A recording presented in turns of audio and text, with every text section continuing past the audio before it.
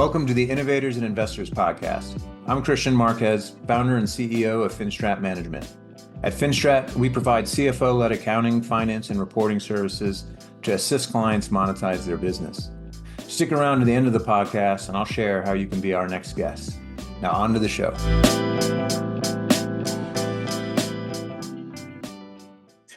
Hello, and welcome to another episode of the Innovators and Investors Podcast. I'm your host, Kristian Marquez, founder and CEO of Finstrat Management. Really excited because with us today we have Manfred Heiss. Manfred is the founder of MyAutoData and the president of Mod Incorporated. Manfred, welcome to the podcast. Thank you very much. Appreciate the invite. Our pleasure. So why don't we get started? If you can give us a little bit of background on MyAutoData and Mod, that'd be a great starting point. Well, I try and keep this brief. MyAutoData is a company that was founded by me and another body in Munich, Germany in 2019. MyAutoData was too difficult to pronounce. So we said we do it like SAP and IBM, we abbreviate it and call it Mod.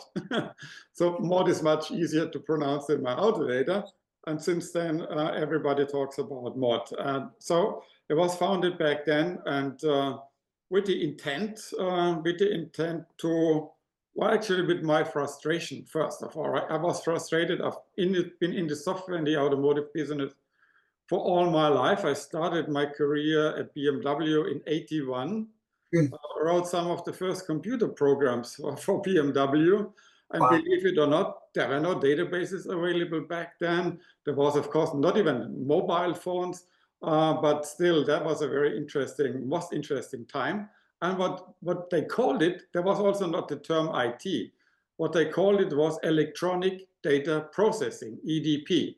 And it's the same what it still is today, right? So the terminology has changed, but the topic is always the same here, electronic data processing. So yeah, that is how I actually, a little bit about my background. And the idea to found that company is because of the frustration that I faced when it came to my personal data. I've been involved in so many different projects at Oracle, at BMW, at Hewlett Packard, and with some large management consulting companies, where they actually tried to bring where they actually brought customer projects to me. And I said, this is how we help the customers. But what I figured out soon actually was they did not have the customers. The customers actually did not benefit from any of these projects. They benefited because they wanted to make the customer their lifetime customer. So it was all about the customer, but from a different perspective, from a company perspective, and not from a consumer perspective. And since we all know data processing, as I just mentioned, it's all about data. And data has always been big business, and data is huge. And in particular, today, I believe data is humanity's most valuable asset. Big companies are making huge profits. Facebook, you name them, right? But guess what? All at the expense of us, the consumers. Our data, it's our data that they use and they make billions from it. So I thought to myself, with all this experience and the idea, why cannot actually the data owner benefit also from that data? So not only the big companies, it needs to be a fair approach. Why cannot everybody benefit from that? And as long as I thought about it, I said, well, we have to change that. I have to change it for myself. And I said, how can I do this? So I started thinking about it and experimented a lot of things with different things and ended up with creating a data vault in the cloud where my personal data was nicely categorized and structured. And that is data about my static data. We call it static data. Static data is data about your vehicle ownership, like your insurance policy, the data from your garage bills, all kind of contracts like your lease contract, your purchase contract, your demographics, that kind of things. Then your customer experience, right? How happy am I with my insurance? How happy am I with my garage, with the service that they did, and so on. Then lastly, and most importantly, also the dynamic data. The dynamic data is data that changes frequently, and that is data that occurs when you start driving your car. When you drive your car, it generates data, and today about 25 gigabytes per hour are actually withdrawn from the OEMs, stored on their back ends, and sold for whoever pays good money for that, right? So that's why we said, okay, we have to cover these three things: static data, customer experience, and dynamic data. And we structured this nicely, and we create the technology for people to manage and control and manage their own data in this data world. Wow, a whole bunch of That questions. was the beginning of it, okay? A whole bunch of questions. Okay, so let's start in no particular order. Who does the driver or the owner of the automobile own the data, or is it privacy laws? I think the most representative one is the GDPR in Europe and the California Consumer Privacy Act. They are very strict and very clear that the person who generates the data is the owner of the data. Doesn't mean he possesses the data, but he owns the data. And the problem is that nobody knows basically that other than the OEMs, because they believe it's their data. Same thing is true for insurance companies, etc. So they know that this is not their data, but they're making it difficult for us consumers to access that data. And that's why, and that's why they can still, make big money with our data. So that's the idea about using the privacy laws and saying, if we are the owner of that data, only we can actually allow access to the data in a legally correct, or at least ethically correct way. So I can allow access to my data because I am the data owner, and I can give my consent for that. Nobody else can do that, right? So and that's why companies are struggling with approaching customers with all kinds of things, marketing and advertising stuff, because they are not they don't have the consent of the owners, and that's one big hurdle for all of them. Is there a certain year that cars or automobiles in general started to transition to the point where the manufacturers were in possession of this data? Yeah, that year was 2018. 2018 in Europe, at least, was the year when the European Commission asked the OEMs to put a so-called emergency call as part in the car. And an emergency call is a button or that you can press, or in case of an accident. Of course, it's like your Apple Watch. If you fell, then it releases an emergency call. And that was the beginning. So they had to bring in a technology like SIM cards at the beginning, and now some other technologies, integrated things, where they actually are able, all these newer cars are able to communicate and to take that data from the sensors in the car. There's about 80 to 100 sensors in the car, to take that data through the air and report and store it on the back ends of this. So, but now I have to add something which is really, really important. 2018 was the year. There's about 1.5 billion cars on our road globally. 1.5 billion, growing at about 90 million every year. So guess what? About 500,000 of these cars are connected, and about 1 billion cars is not connected. So nobody gets any information, no dynamic information from all of these cars. It's a huge gap for cities, for environmental purposes, for sustainability, mobility issues, a lot of things that is basically, it's an unknown. It's a huge gap that I'm currently discussing with the UK, by the way. So that is the answer to your question. This is only about 1/3 of the cars being connected on our roads, and the other 2/3 is a total unknown. Interesting. This is a little bit in the weeds, but I'm curious. So I heard you mention that in an hour, it can create 25 gigs of information. How is there a general default for cars if they're simply, in a place where there's no satellite connection? Does that information get lost, or how much gets stored within the car? I believe they tell you they don't really store data in the car, but they do. Oh, interesting. And of course, it's not only the OEMs. They work very closely with the big IT giants like Google and with some of the huge telecoms. And they store this data temporarily. And then if there's no GPS, for instance, they know how to actually bridge this gap, right? And then we have the same situation because what we do is the same thing. Our technology uses also GPS, but this is private now, right? So instead of giving that information to anyone, it's ending up in your data vault, as I just mentioned before. So this data that when you drive your car, the driving behavior, how you drive your car, where you drive, the geolocations, all this fancy, nice, very important data is uploaded to your data vault. It's only uploaded by yourself. It's done automatically, but you are the only one who has the key to that data vault. And we have to facing the same thing. If this is a long tunnel where there is no GPS, well, we have to figure out a way. And I don't want to tell you now how this looks because it's probably too far. We have to find out what we're going to do also if there is no internet connections available, for instance, to upload that data.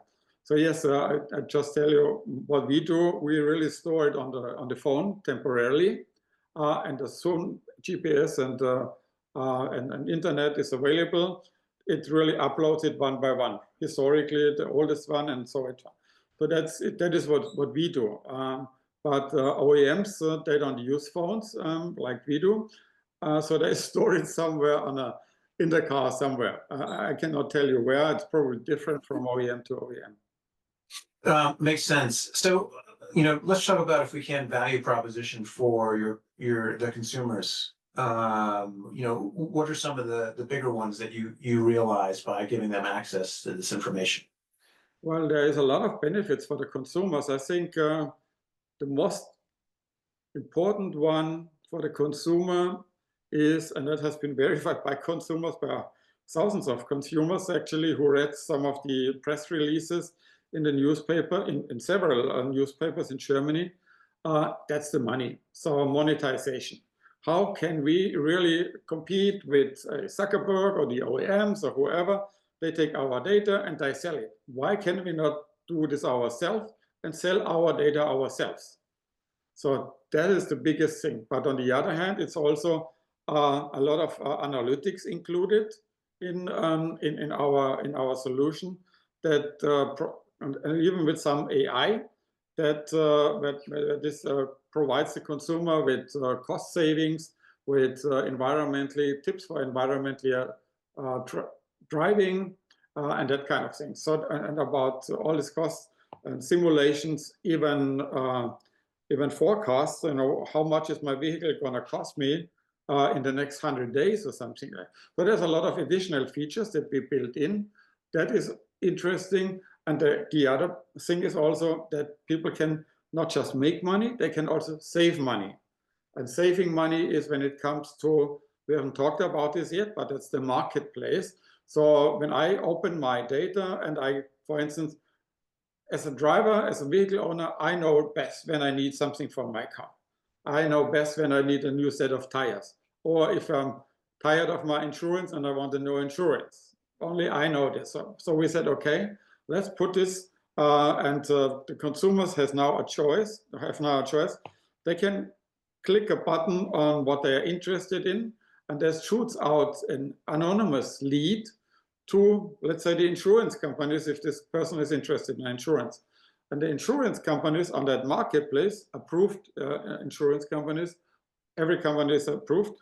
So they will then respond and say, okay, I'm interested in this lead. But when they're interested in this lead, they have to pay for access to that person's data. So let's make an example. Let's say you are interested in your insurance. You hit the button. 10 insurance companies says, oh, that's a nice lead. I like that. then they access your data, and in the very moment they access your data, before they have seen it, they have to pay you. So they pay you, and the money, you can keep all this money, the lead money that you got, if you at the end of the day select one of the insurances as a new insurer. So that means you make money by asking for a for receiving an offer, but also you save money because you probably pick the lowest premium, and you save time because instead of going Googling and go shopping, you press one button and the insurance companies respond to you. So that's a big advantage, I believe, for the consumers. But there's also some other advantages, like you can really, as a consumer, when you allow access to your data, and you can individually allow access to every single data field, totally up to you. Everything is up to you, to the consumer, to the vehicle owner.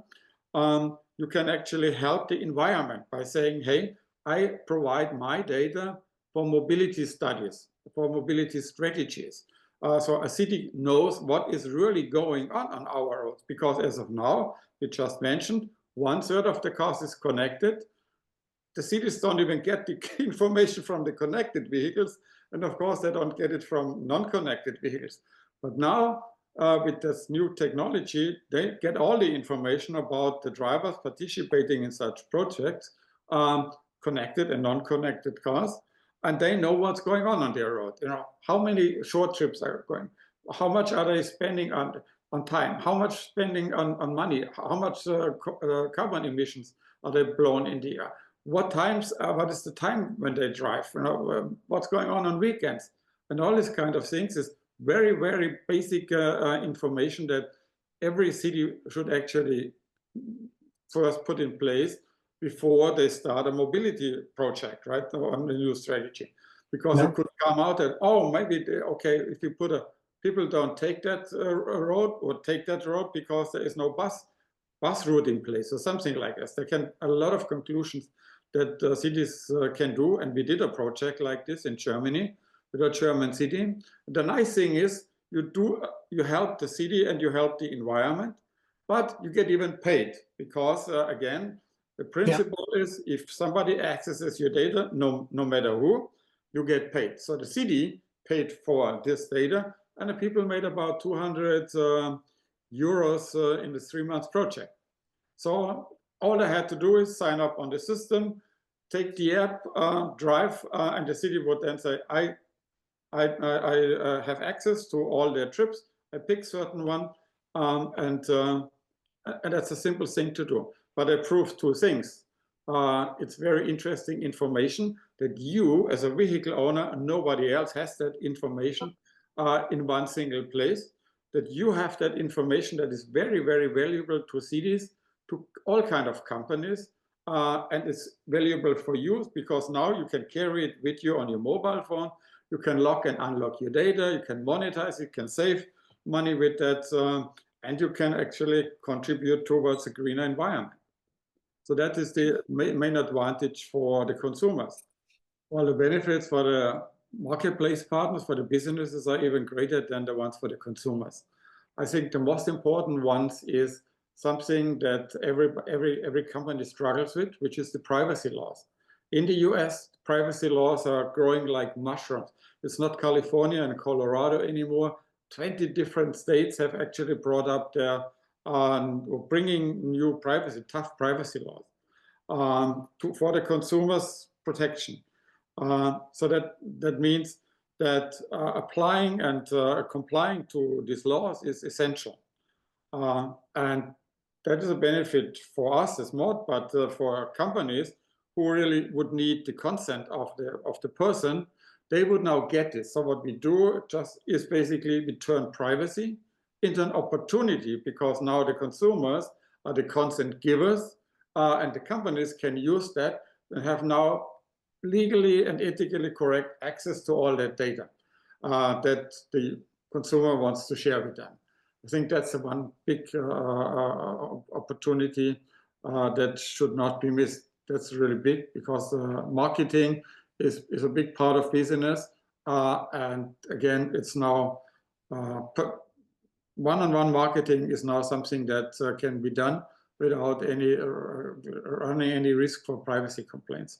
The other thing is, of course, when they now have access to your data, they can build target groups, right? And these target groups, they can pick actually any kind of group that they like to find out information. Let's make a simple example. I'm an insurance company on the marketplace, and I'm interested in finding all the unhappy insurance companies, insured person users, right? So I just actually need to access these people's customer rating for their insurance, and it gives me a list and say, okay, these are the people who rated their insurance company with 2 or 3 stars. So I get this list, and now I have, let's say, 100 unhappy insurance customers, and now I can actually create an advertisement and tell these people, hey, you communicated that you're not happy with your insurance. This is what we do. So you use YouTube video, PDF, pictures, regular text, put this together. So you design your own advertisement and press one button and it shoots it out to these users. And these users then get this in not per email, but in their dashboard. There's a special area on their dashboard, and I can look it up and say, oh yeah, that's interesting. So this is how you generate interest without paying a lot of marketing money for this. In terms of an insurance, that would be, okay, you now get access to people driving things. So you know beforehand what kind of customers you're going to get in. So is this a risky customer or less risky customer? And all this information is already there before a contract is signed. So this is the way how you can do with free advertisements. And again, if a company or if a person is interested, let's stick with this insurance example, in a new insurance, they get this lead, they get a lead from, and they don't need anything. There's no insurance agency involved, there is no middleman involved, they don't need any hardware, no software, no license. They get this lead on their portal that we give them, and then they can start communicating. As soon as they have access data and paid for the data, an open communication channel is opened, messaging, and then they can exchange whatever they want to say until the deal is either done or not done, and then the communication channel closes. So in other words, they can acquire new customers. They can use this data to find out what are people's requests and demands and what are the trends. And they can use this to build personal tailored services for them. And all together, they can even identify new business opportunities there. And that's, in a nutshell, that's really a lot of things that they don't have today. And that's what Mort brings to the table without them only paying for the data, for the user's data and nothing else. I mean, it's a material ROI, and you can absolutely see, given the costs, which sounds like are de minimis, that why a business would want to participate in this. I mean, it's brilliant. But I'm curious, has the marketplace matured to the point where there are ratings or scores that are assigned to individual consumers' data to assist, like define value? Like this person drives a lot, or this person doesn't drive at all. What we are, no solution is perfect, and a good solution is never finished, right? Because what we do today is only the beginning. It's the beginning of a huge movement, personal data management. Yes. And automotive data is only the beginning, but it's already, that is very big, which has a global value of about the market opportunity of $1.9 trillion, $1.9 trillion every year. That's the value of that personal automotive data. So that means in terms of consumer, that has a value of about $1,400 per vehicle owner. So in other words, if your vehicle has a value of the data of your vehicle has a value of $1,400, and it's yours, and you manage that, right? If you allow access to certain things, you can make up to, I would say, up to $1,000 a year. But again, as I said, personal data in automotive, it is a huge disruption, I agree. And it's a revolution in changing the way automotive data and customer data is handled. But that's the future. So everybody really likes the idea. And even governments are supporting it, German government, British government, the EU, European Commission. So there's a lot of interest, even the big IT organizations. We get finance, or actually we get financial help from NVIDIA and from AWS. So they help us paying our hosting costs at AWS. And again, so that Microsoft was very interested in it. We had a contract with SAP, which I canceled because I figured out that they wanted to sell our users' data, which is, I said, no, there's no way. This is not how it works, right? Our users are the masters and the owners of their own data, and if they want to sell data, it's not really selling. That's the other thing. Selling means it goes away from you. We don't want that, right? We want to continue being the owner of our data. So all we do is we allow access to that data, but it's not going away because when it goes from A to B, from B to C, it's out of your control. So that's how we deal with that. I'm really curious to hear if you've reached a point yet where you started to incorporate blockchain in order to ensure that consumers retain custody of their information. And if not, is it on the horizon? Blockchain, that's a great topic. Right now, we have several databases where this is really top secure. The highest emphasis was on data privacy and security, and this is in place today. But we still want to add a blockchain and a special cryptocurrency, which we will have a name for that, which I don't want to pronounce or actually publish at this point in time. But what this is really instead of the users receiving cash, they can choose to pick to receive this cryptocurrency. But the transactions that are done, they have to be stored in the blockchain. So the wallets, all this data from the transactions are stored in the blockchain, and the original data is stored where it's stored. Yeah. And the idea of using this is for a special thing.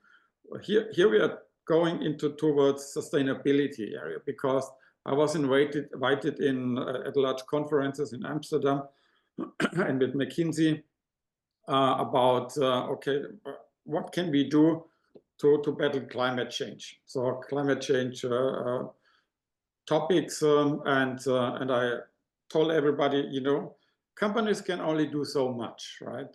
But consumers, they are the people with the power.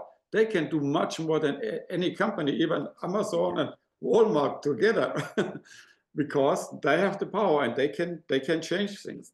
So what can we do to get the consumers to contribute to a greener environment? I said, there's only one way, and that's the key thing, and it's exactly incentives, financial incentives. So we come up with the idea of a financial incentive system. That means if the user says, I'm going to pick that cryptocurrency, they will receive cryptocurrency for their data, but the cryptocurrency has a limited use.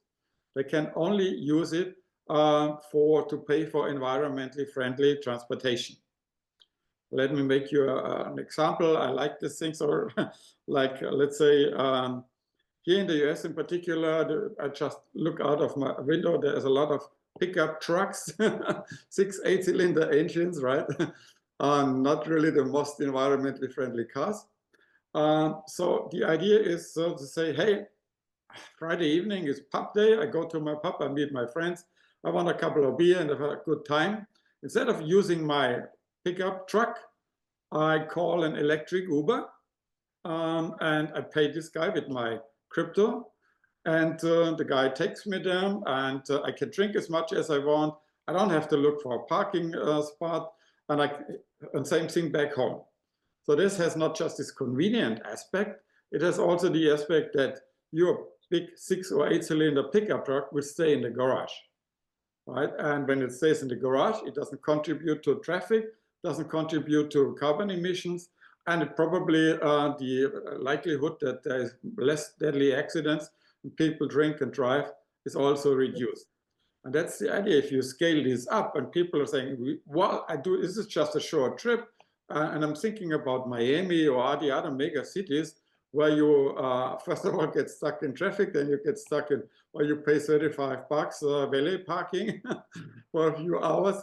That is all gone away because I have this electric or any other means of green transportation. It doesn't have to be a electric Uber or electric car. It can be micro mobility. It can be all kind of other ideas. And that's why I was saying earlier, we need to build that network. This is so partnership network. This is so vital and important. So then that will push, that will give a big push. First of all, we will have very quickly an effect if people don't drive these cars anymore and they use others. We have this effect within a short amount of time. And so what it also gives a push to the industry to bring more environmentally friendly cars on the road and people sharing their cars, right? So like today it's Uber, but Uber, and there's a few other ride-sharing companies, but that would give a push towards this sustainability and towards this green efforts. I would imagine that as we continue to see autonomous cars, that we get closer to this vision of, being conscious of options when we have to travel, whether it's, calling a ride share or doing a co-share with somebody else. I'm curious. So 6 years into the company, what was your experience with approaching product market fit? Did you always have a clear vision, and if not, how did it evolve? The vision is very, very bold, right? So we want to really we want to empower people and companies to both benefit from personal data. And that starts with automotive, but think about everybody else, like you are a patient, you have a property and this and that, and all this personal data is out somewhere. It's not under your control. If that would be centralized under your head and under your control, that could change the world. And it would be very interesting for you because it would give you a lot at the end of the day, even some wealth, but at least it would push, it would have a big impact socially and environmentally, but also economically. And that is the idea in the long run, is to really create this big organization that will outgrow Meta at one point in time. But how do we get there? So we have this chicken and the egg problem, like every person, the whole thing is the whole solution is an ecosystem, a platform consisting of the data vault and the marketplace, but it's in one ecosystem. So you have the chicken and the egg thing. If you have so-and-so, like 1 million users, but only 5 marketplace partners who would be interested in connecting, that is what we do. First of all, I need to mention, it's very important, we are data trusty. We don't sell any data. We are data trusty, right? So that's the one thing. But the other thing is that if companies access that data, then and there is not enough. There's not enough. How do I say? It's not the whole thing is not big enough yet in terms of data, right? So then it doesn't make sense if there is 1 million drivers and only 5 companies requesting data. The users will not be happy because they don't make that kind of money that they want to make. Vice versa, the same thing, right? So if you have 100 users and 500 marketplace partners, dealerships, it's not giving them a lot of great information. So that's the things that you struggle. And what we want to do is that after a while, there was a lot of mistakes and things. The biggest mistake that I made was start big, right? Do things. And until the former CFO of BMW, a friend of mine, said, who was involved in the whole thing, he gave me advice at the beginning. Said, Manfred, you got everything, the whole thing is set up and it's already developed, but it's going to kill you because it's just too complex and you need to focus. So focus, focus, focus. Focus means focus on at least the marketplace partners. Focus on insurance companies, focus on OEMs, focus on dealerships and the repair shops, and focus on cities and auto clubs. And that's already a lot. So if you get them, and they have a lot of users, so try and actually, the AAA would be a wonderful example. They have more than 60 million members. So if you say, hey, AAA, you become a marketplace partner, we cooperate, and you tell your users that there is a nice, interesting service which doesn't really cost you a dime, then they would sign up for that, and you would actually have the luxury of getting more information from your users, because it's still they are your customers, but again, they also have different cars and they have different data that you could actually benefit from. So that was the approach, but that was a bit slow. The new approach to shorten this a little is the new approach is say, hey, why should we focus only on a few automotive related industries? That doesn't really make a lot of sense. So we can say, hey, Walmart, Visa, MasterCard, T-Mobile, you name all these huge corporates, they have millions and millions of hundreds of millions of users. And guess what? They don't have to do anything with automotive. But their customers are probably drivers, right? Most of them. So if they win them as affiliate marketing partners, we would actually pay them a fee, but they would then do advertisement for us with their customers, which are drivers. So they would sign up this. So that's the one idea, to say, okay, let's just use affiliate marketing as one big vehicle to do effective marketing. And that's the approach. But on the other hand, the marketplace partner, we need to grow them at the same time. There is I'm not sure if I can talk publicly about this in details, but we want to focus. On projects like mega cities, that what I was telling you before with the German city, but at the same time, we're going to focus on on a smaller amount of dealerships and in a particular state. So in the US, we want to focus, instead of saying, hey, the whole wide world, 25 markets, or the US as a market, we just focus on California. There's enough drivers in California. There is privacy laws, very tough ones in California. And you got a lot of dealerships and auto companies in California. If we start there, then we can actually already generate very interesting numbers in terms of revenues, for the drivers, in terms of data available for the marketplace partner, which are the dealerships. And once this is successful, and it can go very quickly, because some of the dealerships already committed that they like this very much, so they would support us. Then we spread this out to the United States first, and then we replicate the thing in Germany and in the UK and Canada and other markets. So that's how we approach this. That's basically our go-to-market strategy. Yeah. And so for budgeting purposes, how have you thought about allocating capital between product development and sales and marketing?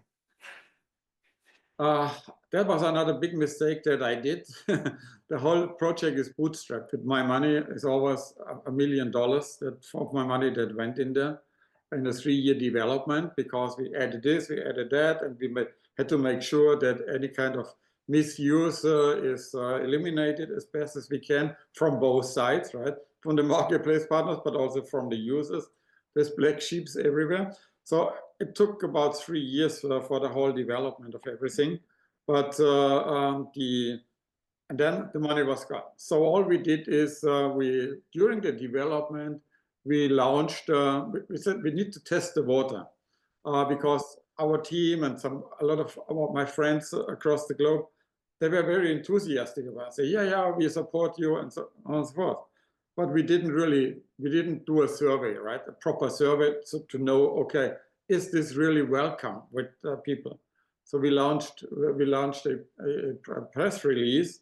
And this is what I said earlier. In this press release, the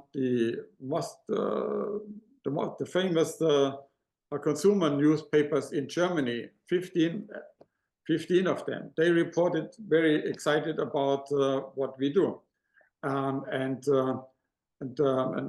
then within 2 days there were about 2,500 readers who signed up on the system. So there was, if you translate it, every 90 seconds one new user actually, and it was just, the system was not even finished, right?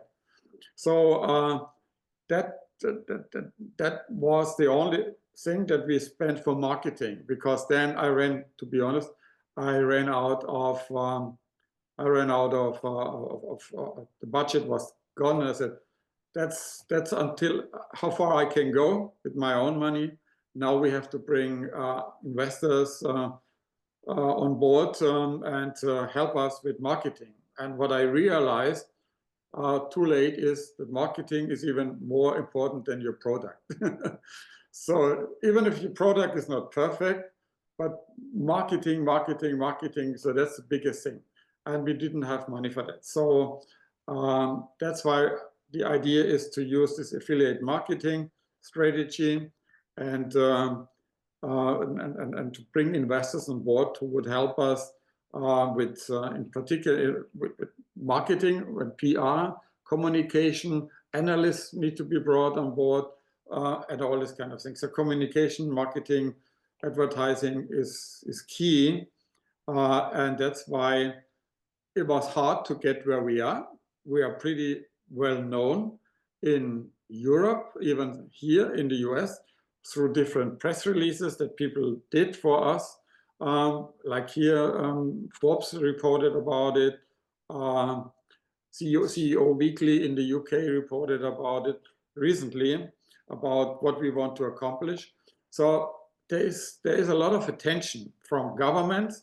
German government, for instance, was beside them inviting us or me for the Viva Technology event in Paris as German delegate. They already paid for a project with Deloitte Consulting. And as you know, daily rates, consulting rates from Deloitte are not the lowest ones, right? But this was a 3-month project. They wanted to find out, hey, is this what Manfred says? Is this really so unique? Does it have potential in the market? What needs to be done? And are people really excited? So we did, with Deloitte, we did surveys about, okay, under what conditions and what would be the percentage of willingness of regular drivers to sign up? Would they really do this? And what are they asking for to provide their data? The same thing with this type of cities. So they asked their account managers who are connected to the OEMs, to cities, to insurance companies, auto clubs, dealerships, and they asked them, that data that we have here, is that interesting? That, well, that would be perfect if we have that data.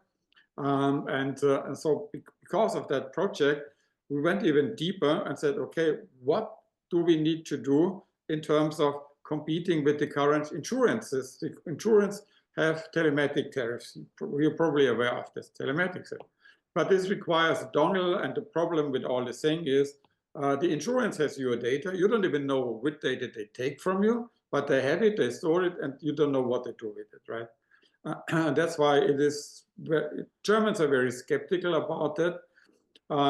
But what we want to do is really to say, hey, we need to bring up an app that works like the insurance app and other organizations' app. It's just better and it's private. It provides you an automated emergency call on the phone for all the cars. It provides you environmentally friendly tips and cost-saving tips, and it gives you a score about your driving. And also that is basically the whole design was done by Deloitte. And I said, okay, now you know what you have to do, right? Rewrite the app that you have, get rid of the hardware, get rid of the OBD dongle. OBD stands for onboard diagnostic dongle that we had to provide to the users. No more. We stopped all that, and now we are rewriting it according to the design and the ideas from Deloitte. Well, Manfred, super insightful. I had heard that this segment of the market exists, but I didn't realize how involved it is. And so really exciting to hear that the work that you're doing and what I'm sure is going to evolve to be, very significant as infrastructure matures as well. Now, before we wrap up, one of the questions I love to ask guests is if you had an opportunity to go back and have a conversation with your younger self, what would you share? My younger self, I would probably encourage everyone and myself to start as soon as possible. Don't wait until, well, the thing is there's always pros and cons, right? So if you have this experience that I bring to the table because of all my history in corporate history, that's a very valuable asset. But on the other hand, if you're younger, you have just not that kind of financial burden anymore, right? So if you're not married, if you don't have a family, you don't have any kind of homes or something, you're actually more or less free. And that's the thing where that's the right time to really get dedicated, build up your business, make sure that you check if that is welcome by your users, because that's the most important thing. And then get going and don't look back, right? There's always mistakes, don't make them twice. But at the end of the day, it's really about being consistent, being dedicated to this, and persistent, I should say. And that is how I would do it if I was still younger. But again, it just makes it a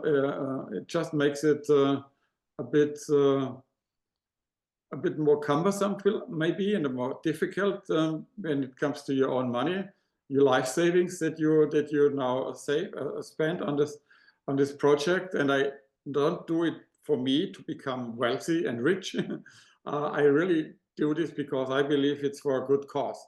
I want to help people. I want to change the world to the better. I want to contribute towards sustainability and less carbon emission. I want people to remember that, this was the guy who initiated all that, right? And that's why I believe passion, and again, passion is what you need to bring to the table. And that is not depending on age. I think it's great advice and insight.